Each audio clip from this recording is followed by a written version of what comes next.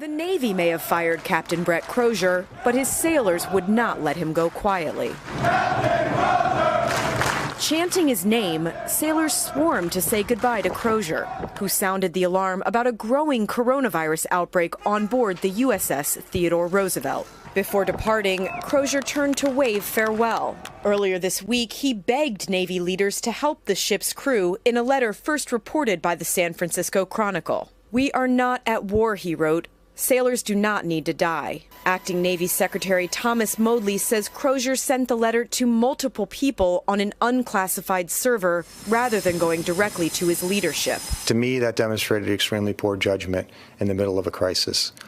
Because what it's done, it's created a firestorm. But critics say Crozier was dismissed for speaking out and trying to protect his sailors. The administration is not going to be able to fire their way out of this problem. In a statement to NBC News, a group of sailors on board the aircraft carrier agreed, saying Secretary Modly has turned a military crisis operation into a political reprisal, adding that Captain Crozier has the full faith and confidence of this crew. This is the book of Mark, chapter 3, verse 23. And he called them unto him and said unto them in parables, How can Satan cast out Satan? Verse 24. And if a kingdom be divided against itself, that kingdom cannot stand. Verse 25. And if a house be divided against itself, that house cannot stand. Verse 26.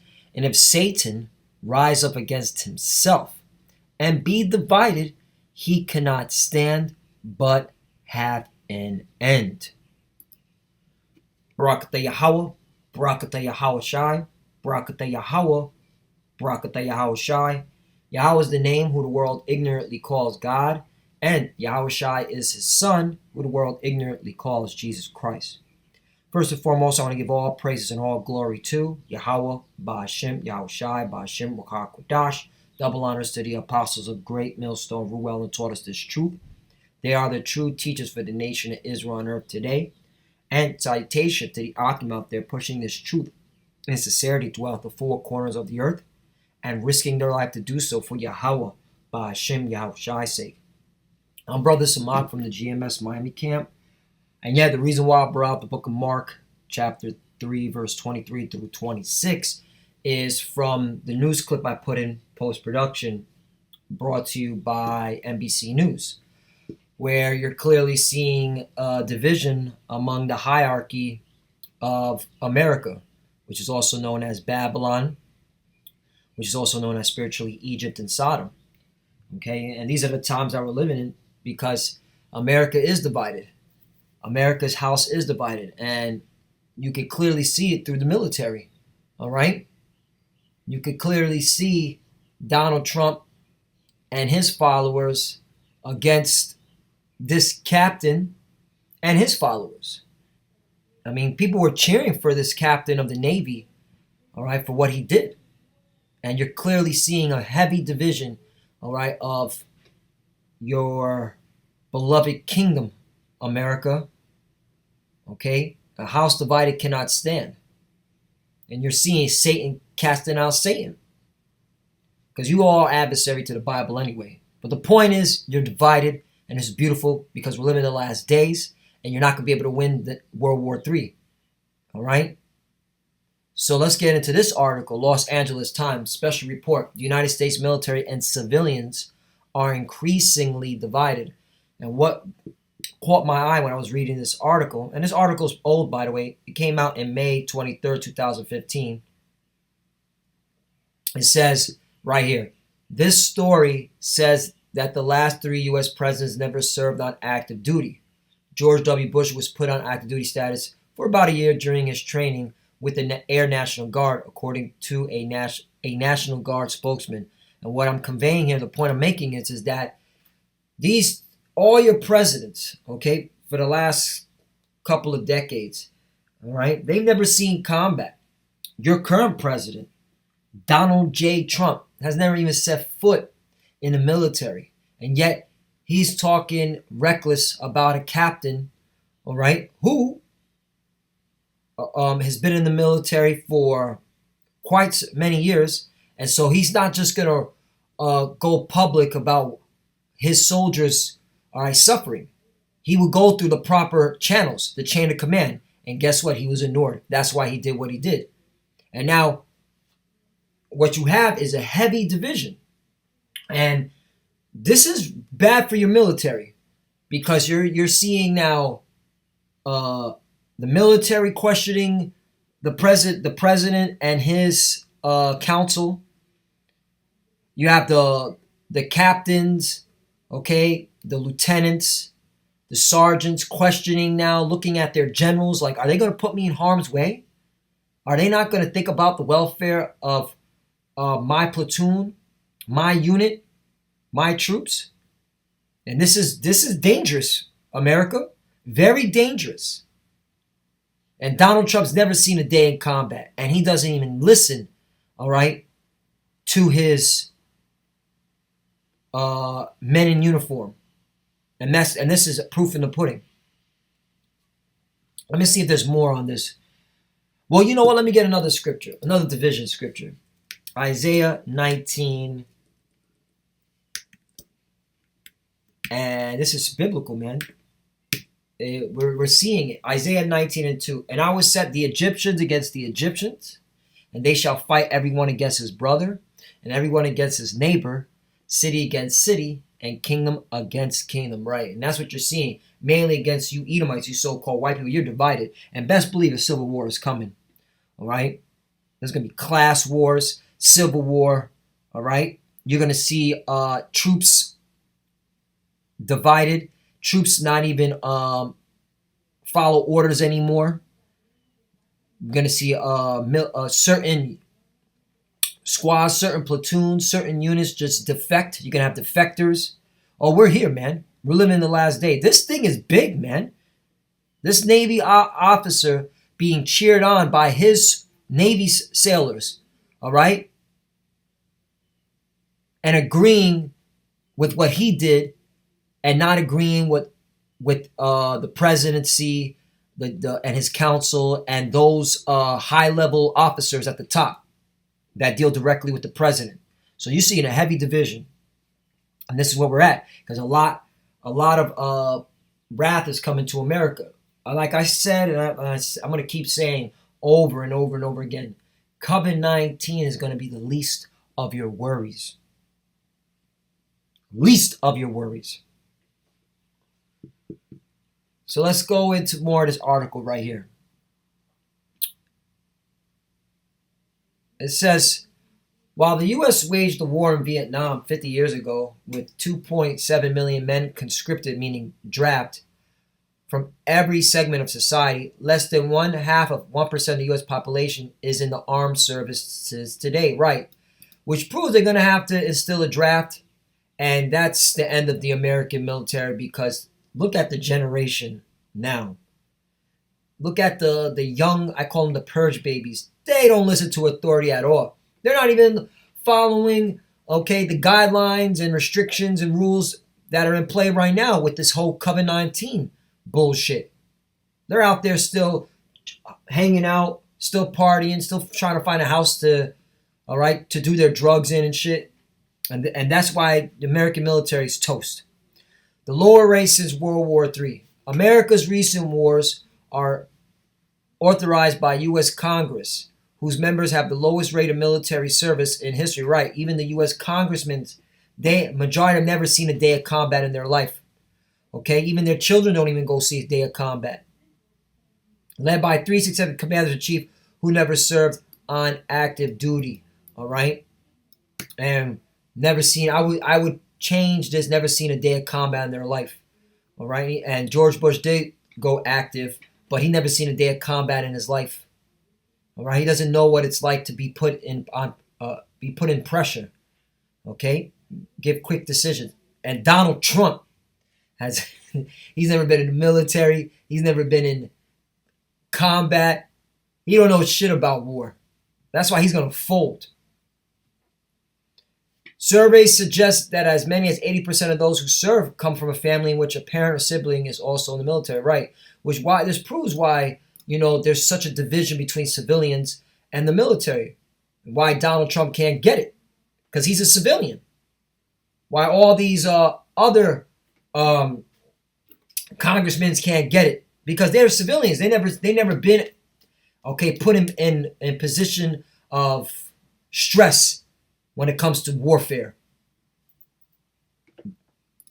Man, America, you're done. You're gonna fold. Let me jump down because there's a point in here. Right here, this right here. It says, as the size of the military shrinks, the connections between military personnel and the broad civilian population appear to be growing more distant. The Pew Research Center concluded after a broad 2002 study of both service members and civilians. Most of the country has experienced little, if any, personal impact from the longest era of war in U.S. history. Right. That's why you Americans, man, you're toast, man. You don't know anything about combat. You just hear and watch what you see on television or on the radio. But those in uniform have seen their lives upended by repeated deployments to war zones, felt the pain of seeing family members and comrades killed and maimed, and endure psychological trauma that many will carry forever, often invisible to their civilian neighbors, right? Okay? I'm a combat veteran myself. Okay? I've been to combat. That's why I look at you civilians as idiots, morons, dumb fucks. And I look at y'all as such, man. All right? You American citizens are dumb. You're retarded. And that's why you're going to be taken down by these other nations. And it's all done through the spirit and power of Yahweh Shem Shai, because Babylon must be judged. But you see how your military, all right, is being treated? And now look what Donald Trump did. This is all, okay, being done to split the American military apart. Division, house divided, so that, guess what, America? You cannot fight these other nations. All right? You're weak. And Russia sees it. China sees it. Iran sees it. North Korea sees it. Venezuela sees it. The European Union and all those nations that gave their power onto the beast, which is NATO, they see it. That's why America is going to be pounced on all directions. Terrors shall make him afraid on every side. Terrors. This scripture keeps coming out too. Terrors. Job 18:11. Terrors shall make him afraid on every side and shall drive him to his feet. Exactly. And you're going to be driven to your feet, America, Babylon, and all these nations are going to want a piece of your ass for what you've done to them and what you continue doing, man. All right? So let's go to Jeremiah 51 and 30. It says, the mighty men of Babylon have forborne to fight. They have remained in their holds. Their might hath failed. They became as women. They have burned her dwelling places. Her bars are broken right. And right now, man, the American soldiers are questioning, all right, their future. Like, wait a minute. If the president of the United States doesn't even want to listen to a naval captain who did go through the proper channels, by the way, all right, wrote plenty of letters. All right, what does that say about me, man? Why should I fight for this country? All right? Then they're seeing how Russia, China, and Iran, how they're getting down. That's putting fear in them. They're like, I don't have the backing of my own leaders. All right? Why should I even fight? You know what? Screw it. I'm going to go AWOL. I'm going to deflect. Or, hey, you know, some of them will go and join the Russian military. There'll be proxies for the Russian military. Can happen. 31. One post shall run to meet another, one messenger to meet another, to show the king of Babylon that his city is taken at one end. Right. And this is what we're coming to. His city is going to be taken at one end because your military is broken. All right. They're not going to be able to defend you. Defend America. 32. And that the passages are stopped and the reeds they have burned with fire, and the men of war are frightened, right? Scared. All right. Scared to fight for America. So they'll either go AWOL, they'll deflect, or they'll join the other side. All right? Because the American soldier is literally looking at his country as a divided nation where civilians don't give a damn about them. All right? And they're seeing that the president is out of his mind. Okay? This is big. Once again, I'm going to keep harping on that. This is very big for a naval captain, all right, to be relieved so quickly, and the people are cheering for him. Okay? 33. But thus saith the Lord of hosts, the God of Israel, right? Because this is, once again, this is all done by Yahweh Bashim al-Shai to break America, to destroy America, to get rid of this place. The daughter of Babylon is like a threshing floor, right? And who's the daughter of Babylon? Let's get the daughter of Babylon, all right? Who's the daughter of Babylon? Psalms 37 and 7. Remember, O Lord, the children of Edom in the day of Jerusalem, who said, raise it, even to the foundation thereof, right? The Lord hasn't forgotten all your wicked deeds that you've done to the children of Israel, Esau, Edom, so-called white man today, all right? He still remembers what you did in the antiquity, in the ancient days, all right? Helping the Babylonians take us down, all right? You had no business, all right, working with the Babylonians. So the Lord remembers even from there, okay, from that point of history, and farther back when you and Amalek, man, your descendant Amalek, okay. 8. Old daughter of Babylon, right? Old daughter of Babylon. Did we forget? Let's go back. Jeremiah 51 and 33. For thus saith the Lord of hosts, the God of Israel, the daughter of Babylon is like the threshing floor. It is time to thresh her, yet a little while the time of her harvest shall come, right? Meaning you're going to be destroyed, all right? You're going to be put down, taken out of power. But look, who is the daughter of Babylon? Edom. O daughter of Babylon, who are to be destroyed. Happy shall he be that rewarded thee as thou served us, right? And so the Lord's going to enjoy taking you out of power. He's going to enjoy destroying you because you've done nothing but bring hell and oppression on the children of Israel. And seeing your military divided, there's no way you're going to stand. Okay? And that's among the nations. These are the nations. Wait till the Lord comes. Wait till he comes with his spaceship and all the chariots that follow. Okay? Because he's the Lord of hosts, the Lord of armies, dumbasses. America, you're through. Let's go to the book of Luke 12 and 51. Suppose ye that I am come to give peace on earth. I tell you nay, but rather division. Right, the Lord is bringing division to all nations, especially Babylon, America. All right? And who rules Babylon, America? Esau, Edom. That's why you're known as the daughter of Babylon. You get it? Now, you Esau. Now I'm gonna. This is still conveying the point that you're divided. There's gonna be civil unrest, civil war. I want to show you how even in your history, you've always been at each other's throats. You Edomites hate each other. Let's go to the time of the Hellenistic period. Okay.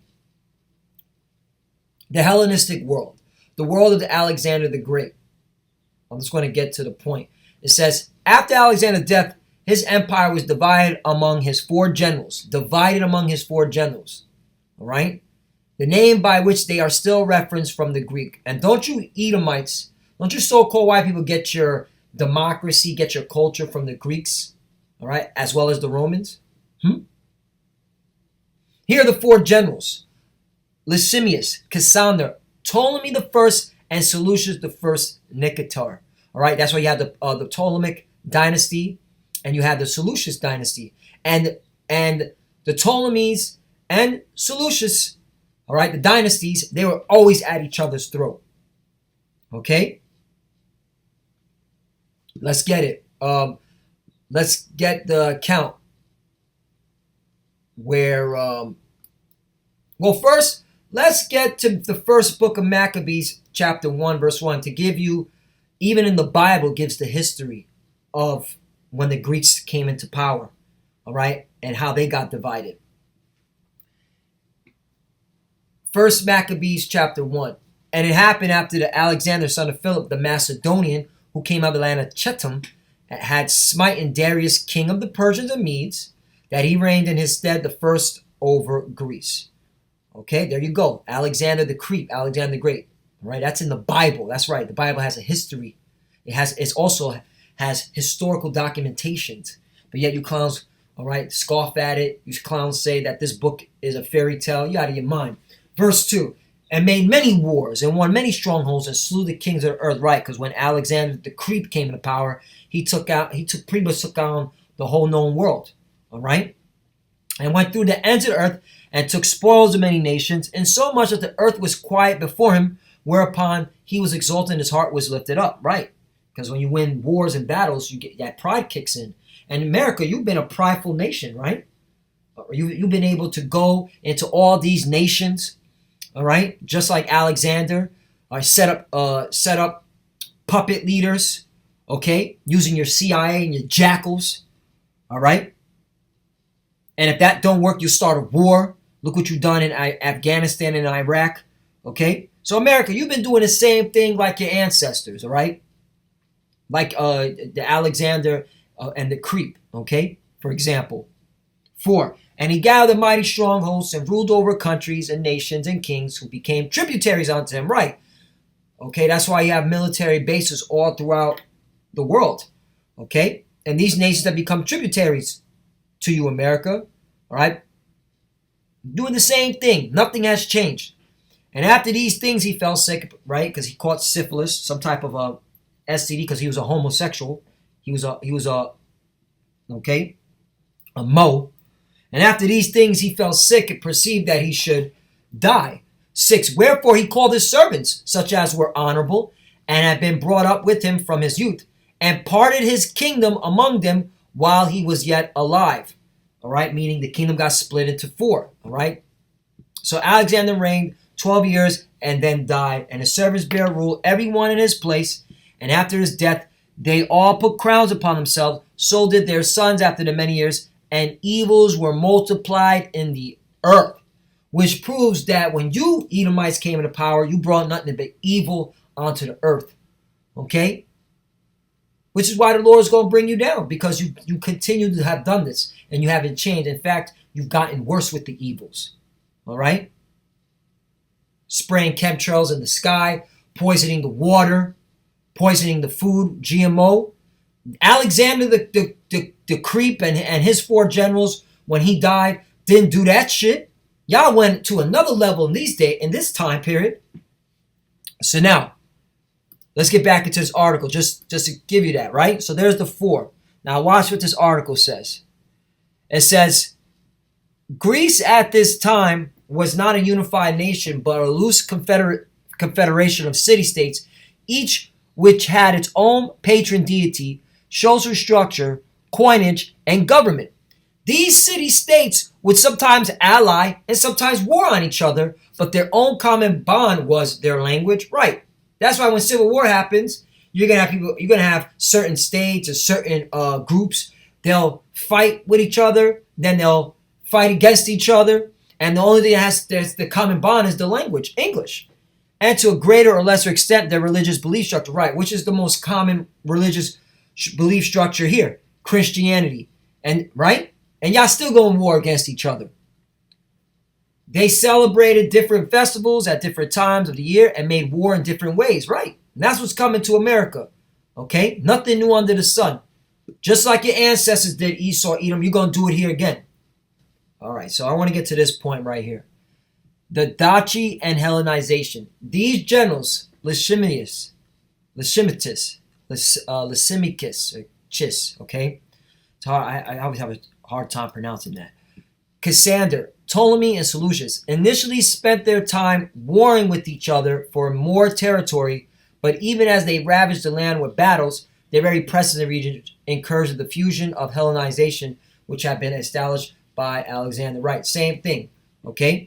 Still pushing out common core culture of Hellenization, right? Greek ideology, but they still were warring at each other, which is going to be here in America. The same thing. Nothing new under the sun. I keep saying that.